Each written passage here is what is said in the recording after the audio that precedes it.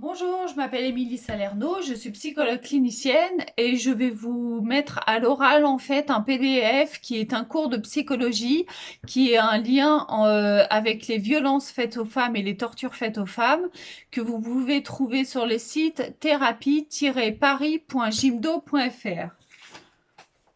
Donc nous allons commencer par savoir qu'est-ce que le pervers met en place.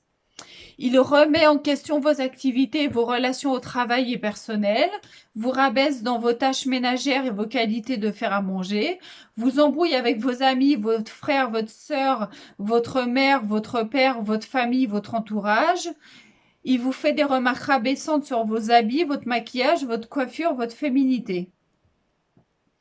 Il vous rabaisse, vous insulte, vous suit, il vous rendra indépendante financièrement ou il vous détournera de l'argent. Donc j'ai pris quelques exemples en fait en mettant d'un côté les choses bénéfiques et de l'autre côté les choses négatives. Donc par exemple prendre un thé ou prendre une bouteille d'eau, c'est pour se déshydrater, partager un beau moment avec l'autre ou pour soi. Et en fait, le pervers, il mettra des substances pharmaceutiques et drogues pour vous manipuler, anesthésier à des fins de viol et de torture corporelle, sensorielle, etc. Les substances pharmaceutiques. Un chirurgien fait appel à un anesthésiant pour que l'on vous injecte de l'anesthésiant avant de vous opérer, en fait. C'est pour que la chirurgie ne vous fasse pas mal. Donc, il détourne l'usage des anxiolytiques, des psychotropes et produits anesthésiants à des fins criminelles. Donc, ça, c'est le pervers. L'hypnose. La thérapie par l'hypnose permet par exemple de vous faire arrêter de fumer, de travailler sur des phobies. C'est un moyen aussi anesthésiant pour les opérations chirurgicales. Le pervers, lui, utilisera l'hypnose comme moyen de manipulation et anesthésiant à des fins de viol ou de torture en fait. La relation amoureuse, ce sont deux personnes complices qui s'aiment, se respectent et s'entraident. Enfin, c'est comme ça que je le vois. Le pervers, lui, détourne la relation pour vous utiliser en tant qu'objet à des fins de torture et d'apport financier. Les photos intimes. Des photos intimes se partagent en couple. Le pervers, lui, utilisera les photos obtenues par oppression pour vous mettre dans un réseau de prostitution, les partagera pour des viols en réunion à venir. Les cours de musique, les cours de danse, les soirées dansantes, etc. Ça vous fait du bien au corps, à l'esprit, au cœur et répare quand ceci est fait par un bon professeur. Il utilisera le statut de professeur, de photographe, de créateur d'événements ou tout simplement de danseur pour rencontrer ses victimes. Donc il utilise son statut en fait pour pouvoir rencontrer ses proies. Relation amicale, complicité entre deux personnes complices qui se respectent et s'entraident. Donc ses amis sont ses complices, les amis du pervers en fait vont être complices de son organisation criminelle. Des aides financières. On peut être aidé financièrement par une personne de confiance pour payer un repas du midi, une facture EDF ou un découvert bancaire. Lui, le pervers, il fera semblant de vouloir vous aider. Son seul but est d'obtenir votre signature et vos numéros de compte bancaire pour vous détourner de l'argent. Donc là, je vais être sur la fiche qui est les symptômes que vous pouvez avoir en fait. Au niveau au niveau de la psyché, au niveau de la vue, au niveau de la parole, au niveau de la bouche et de la digestion et de la défécation, au niveau respiratoire, au niveau du cœur, au niveau des mouvements. Donc vous aurez l'altération et l'amoindrissement des capacités de la pensée, l'altération et l'amoindrissement de la capacité de regarder, de la capacité de communiquer, de la capacité de vous nourrir ou de déféquer, de la capacité de respirer, de la capacité d'alerte pour le cœur et de la capacité de faire et de déplacement.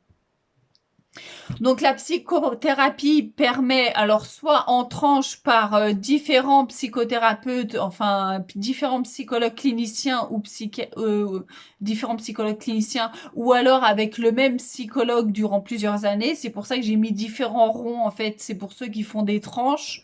On appelle ça des tranches de psychothérapie. De psychanalyse aussi. Donc la psychothérapie et la psychanalyse, ça répare la capacité de communiquer et de voir. Ça vous permet de vous déplacer, ça vous permet de retrouver le goût de manger, de ressentir, la capacité de faire et de créer, de retrouver le plaisir d'être féminine, d'être femme et d'avoir son propre jugement. Donc, dans tout ce que je vous ai parlé, en fait, il y a de la torture affective, de la torture psychique, de la torture relationnelle, de la torture corporelle, de la torture sexuelle et de la torture sensorielle. Donc, toutes ces tortures peuvent se faire dans différents lieux, en fait. Donc, je vous en ai énuméré quelques-uns, mais il y en a beaucoup d'autres que j'ai sûrement oubliés. Dans les hébergements sociaux, chez les militaires et la milice, dans une famille, en couple, dans le milieu du travail, dans le milieu artistique et sportif, dans le milieu scolaire et universitaire, dans le milieu clinique et hospitalier, dans les services humanitaires, dans les services sociaux, lors de consultations ou en entretien par un professionnel en libéral, en prison, au sein d'un groupe politique, en milieu bancaire, à la consommation, en institution privée, en institution publique, au domicile, au sein des regroupements à caractère violent, au sein d'une communauté religieuse, au sein d'une communauté détectée sectaire, dans une association, au public et en public, durant des déplacements, à la rencontre, par relation amicale, par surprise, etc. Donc maintenant, on va aller un peu plus loin dans la violence du pervers, en fait. Qu'est-ce qui va vous faire de plus en plus dans le temps, dans la relation qui va évoluer? Il va vous tyranniser, il va vous asservir, il va vous effacer, il aspire votre substance de vie, il vous avilit, en fait. Il va vous rendre morte, il va vous séquestrer, il va vous battre, il va vous harceler, il va détruire votre opération chirurgicale réparatrice si vous en avez fait une. Ce qu'il ne veut surtout pas, c'est pas de témoin pendant les tortures. Et au final, ce qu'il va faire, c'est il va vous tuer, en fait. Donc, je vous donne un exemple de comment le pervers va détourner les choses.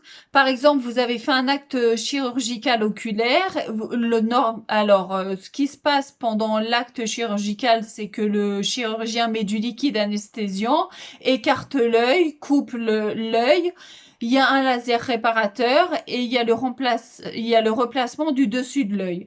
Donc le pervers, lui, ce qu'il va faire, c'est qu'il va vous taper l'œil avec son sexe, il va tirer les paupières avec ses mains et il va éjaculer dans vos yeux, en fait. Donc le pervers dira que le liquide dans l'œil est la crème prescrite par votre chirurgien. Il dira que vous avez déliré la chirurgie en sa présence car vous l'avez vécu comme un traumatisme. Tout ça, c'est ses mensonges, c'est du détournement. Si des drogues et substances ont été détectées, il dira que le délire vient des drogues et des substances pharmaceutiques que vous avez pris. Évidemment, vous n'avez pris aucune substance, c'est lui qui vous l'aura mis, soit dans un thé, dans un café ou dans à manger, en fait, tout simplement. Donc, qu'est-ce que vous avez comme symptôme, en fait, en plus qui peut vous arriver? Donc, vous pouvez avoir une altération de la pensée, de la perte de créativité, le ralentissement des activités, la perte d'appétit, l'affaiblissement général, la perte du sommeil. Vous pouvez être dans le mutisme, dans le renfermement sur soi, dans la perte de la féminité. Vous n'aurez plus de sensation de plaisir, en fait. Vous aurez l'affaiblissement des capacités motrices, l'affaiblissement des capacités sensorielles, des maux de corps, des maux de tête, des maux de dos, des maux gynécologiques et la diminution et la perte de la vue, des problèmes respiratoires, des souffrances articulatoires, l'avilissement, le corps mortifié. Vous pourrez faire des tentatives de suicide et tout simplement, vous pourrez atteindre la mort. Donc, ce qu'il faut faire dès que vous êtes en lien, en contact avec un agresseur, tout type d'agresseur ou quelqu'un qui est criminel, c'est de faire une rupture totale avec l'agresseur, en fait. C'est la seule chose que je peux vous dire en premier. Rupture totale avec l'agresseur. Deuxièmement, il faut porter plainte. Parce que c'est criminel, en fait, tout simplement. C'est du pénal. Vous devez être pris en charge par des professionnels. Et vous devez être soutenu par des relations familiales et amicales, des personnes aidantes et de confiance. Donc, sachez bien vous entourer pour pouvoir reprendre pied, en fait. Donc là, je vous ai donné quelques exemples de phrases que j'ai entendues pendant les psychothérapies que j'ai faites. Je n'ai pas où aller dormir ailleurs qu'à notre domicile. Il a vidé nos comptes bancaires. Il a gardé, je ne peux pas attraper mes papiers. Je vous assure, il ne fait pas exprès, mais je l'aime. Donc ça, c'était une personne qui était dans le déni du fait qu'en fait, elle avait des coups et blessures, elle avait des hématomes et plein de bleus, en fait, par rapport à des coups qu'elle recevait de son mari. Je n'ai pas accès à l'argent que nous donne la CAF. Il m'appelle tout le temps. Donc ça, c'est du harcèlement. Donc les personnes qui peuvent entourer la victime en fait pour l'aider, donc il y a la police judiciaire, les aides sociales, un avocat, le médecin spécialisé, le médecin généraliste, la psychologue. Donc la prise en charge qu'il faut faire aussi autour de la victime, c'est de prendre en charge les enfants, puisqu'en général le pervers si la mère, par exemple, est victime de violence, l'enfant est automatiquement témoin en général, donc il va subir des violences aussi indirectement. Et plus probablement, c'est ça qui est... Il y a beaucoup de problèmes au niveau de la garde par rapport aux mères parce qu'elles se disent mince, mon mari a été violent avec moi, il va être violent avec les enfants. Et en général, c'est ce qui se passe. Les pères violents, les maris violents, les conjoints violents sont aussi violents avec les enfants. Donc, il faut une prise en charge de l'enfant par une psychologue et que les avocats fassent en sorte que la garde, en fait, soit amoindrie. Ou en tout cas, s'ils veulent voir, si les pervers veulent voir leurs enfants, il faudrait qu'il y ait un intermédiaire et que ce soit médiatisé, en fait, que les visites soient médiatisées, mais qu'ils se retrouvent pas seuls avec l'enfant. Donc vous avez aussi à questionner les sœurs, les cousines, la mère de la victime, pourquoi pas. Ça veut dire que la victime, faut qu'elle questionne son entourage, à savoir si le pervers, par exemple, si c'est au sein d'une famille, est-ce qu'il aurait fait quelque chose à quelqu'un d'autre, et aux autres personnes de son entourage. Ça veut dire, par exemple, si c'est quelqu'un qui est dans le milieu de la danse, si c'est un percussionniste, il faut que la victime questionne si c'est une danseuse, à savoir si d'autres danseuses ou si d'autres professeurs ou si d'autres élèves ont vécu la même chose qu'elle, en fait. S'il n'a pas agrandi son terrain, en fait, au niveau des proies. Et ce qu'il faut prendre en compte surtout, c'est que la victime doit prendre en compte les personnes qui lui font appel à elle, en fait. Ça veut dire que il y a des personnes qui peuvent naître en disant ah bah moi aussi, se faire valoir, se faire reconnaître, ah bah moi aussi quelqu'un m'a fait ça et au final c'est peut-être pas la même personne, c'est peut-être pas le même agresseur, mais au moins vous aurez une personne qui va se reconnaître dans vos paroles, en fait. Donc j'ai rassemblé en fait quelques films pour vous aider à comprendre qu'est-ce que la violence faite aux femmes. Donc il y a Police, L'emprise, Le prix à payer, Prisoners. Donc ça c'est aussi pour les violences faites aux enfants. Un homme qu'on aimait trop, Sex Doll, Espèce menacée, Je ne vois que toi, Laurence Anyway, La Pielle qui habite, Le grand ménage, Moi Tonia. Donc Moi Tonia, c'est les violences faites dans le milieu artistique. Voilà, alors la suite. Je vais vous donner des définitions concernant le pervers en fait. Donc il y a le détournement. Le pervers détourne le pourquoi de la venue de la victime. Le but initial de la rencontre est transformé à des fins macabres. La situation s'en retrouve retournée par le détournement du but. Il y a le retournement. Le pervers rend actrice la victime de leur barbarie. C'est une situation qui contient des éléments de vérité mais dont la culpabilité est retournée sur la victime. L'invention. Donc c'est un événement qui comporte une relation, une personne et la victime, un groupe et la victime, et des actes inventés de toutes pièces. La victime ne peut ni connaître le ou les personnes avec qui le pervers lui attribue une ou des relations, c'est la création de faux témoignages. Ceci permet de soutenir les pervers et leur organisation criminelle afin de faire perdurer leur acte de torture à des fins de satisfaction personnelle en toute impunité. Donc, qu'est-ce que va faire le pervers si vous lui téléphonez pour lui demander est-ce que tu m'as fait ci ou ça, donc concernant les actes dont vous vous souvenez en fait, ou par rapport à la police judiciaire, en fait, comment il va réagir.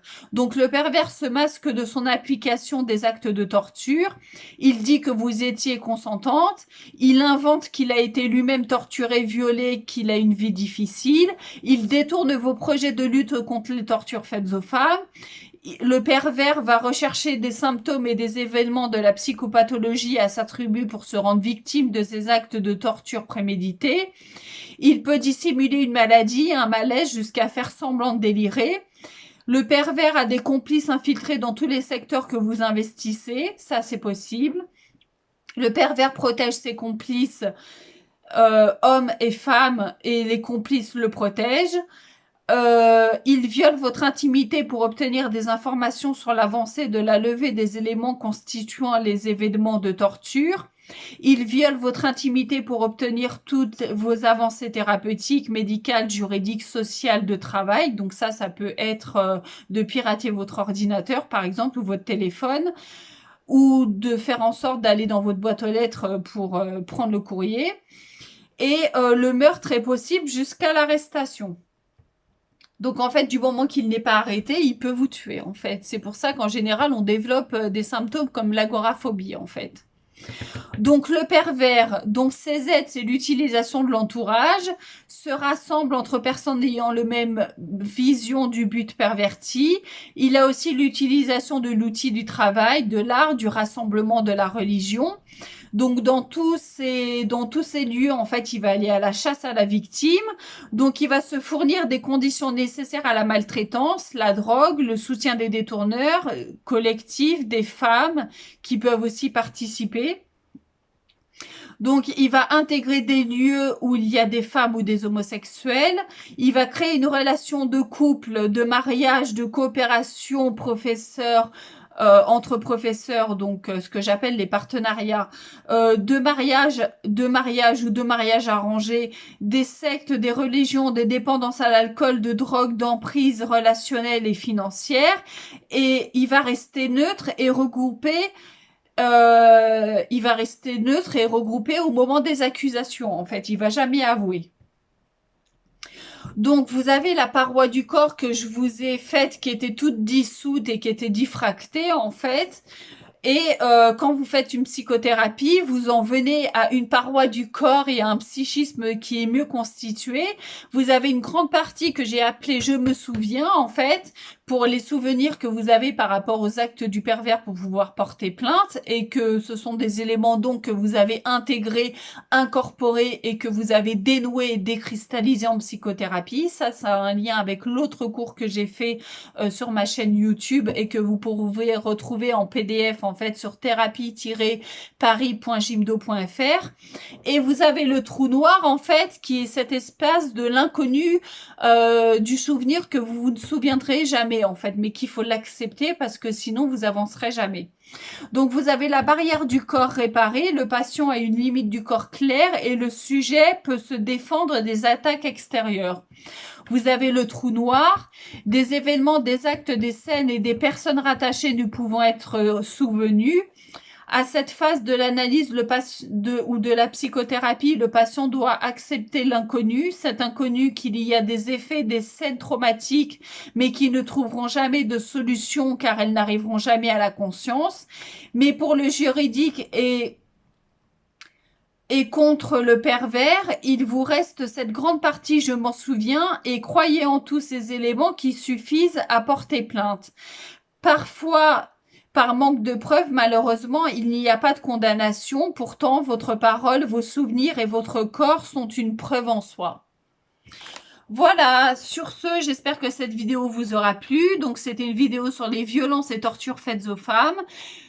Vous pouvez retrouver donc le PDF sur thérapie-paris.gymdo.fr et vous trouverez ma page professionnelle. Donc, si vous êtes victime de violence en fait ou de torture comme vous l'avez vu dans cette vidéo, ce qu'il faut faire donc c'est porter plainte, avoir rupture totalement avec l'agresseur et ce que vous faites c'est aller voir une psychologue clinicienne en fait pour pouvoir, il y en a dans toute la France, hein, pour pouvoir faire une psychothérapie, pour pouvoir dénouer et décristalliser les traumatismes en fait pour que ce soit plus clair pour vous et que vous puissiez mieux ressentir les choses et que vous puissiez reprendre vie tout simplement parce que le but du pervers c'était de vous affaiblir et en général ils réussissent quand vous en êtes à ce point là en fait. Sur ce, j'espère que cette vidéo sera accueillie avec bienveillance. Moi je l'ai faite avec beaucoup de bienveillance. Je vous dis à bientôt, au revoir.